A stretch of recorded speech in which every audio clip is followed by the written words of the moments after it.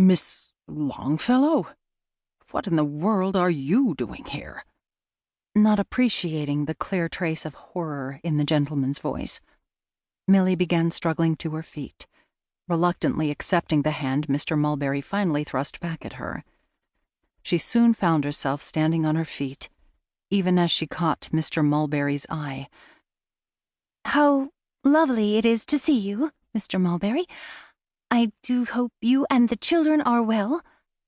"You haven't been dismissed from another position, have you?" he asked, completely neglecting to exchange the expected pleasantries with her. Millie lifted her chin. "I've been excellent of late, thank you for asking, and to answer your oh-so-charming inquiry, why else would I be here, instead of looking after some little ones?" "This is certain to complicate matters."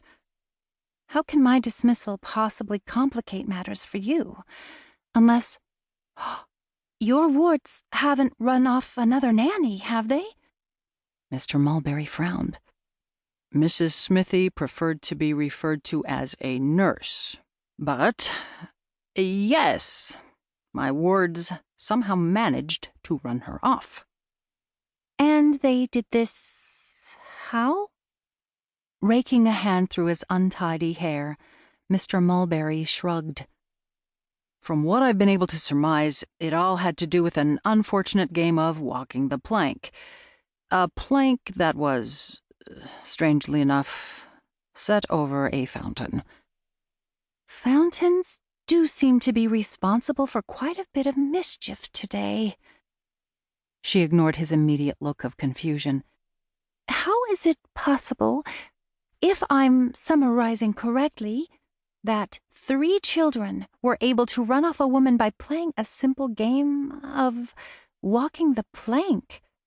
Did this nurse not come with stellar references?"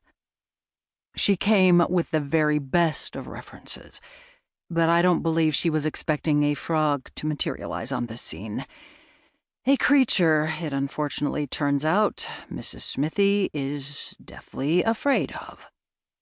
"It's an unspoken requirement that women who choose to look after children for a living have a strong liking for all manner of creatures."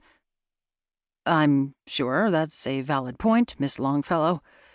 However, in Mrs. Smithy's defense, I don't believe she was expecting the little monster, and those are Mrs. Smithy's words about Thaddeus, not mine, to prod a frog in her direction as she was halfway across the plank.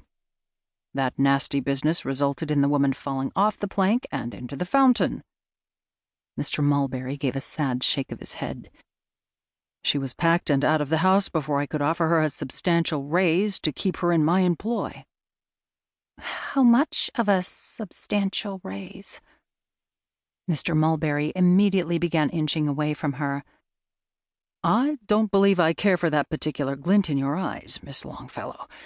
Although, glinting eyes aside, I'm afraid I'm going to have to ask just the tiniest favor from you."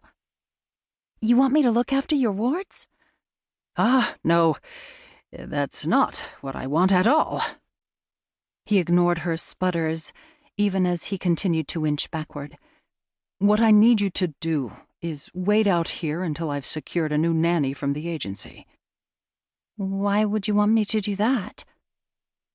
"Because the last time I came here and managed to obtain the services of Mrs. Smithy, I was warned that there would be dire consequences if the children managed to drive that woman away. Since they have managed to do that, and somewhat quickly, I must add, I'm afraid the dire consequences I might face will involve you once the agency learns you're out of work again." He let out what sounded exactly like a sigh. "I wouldn't be surprised to hear Mrs. Peterson say something like we deserve each other. And I'd really like to avoid that, if it's all the same to you."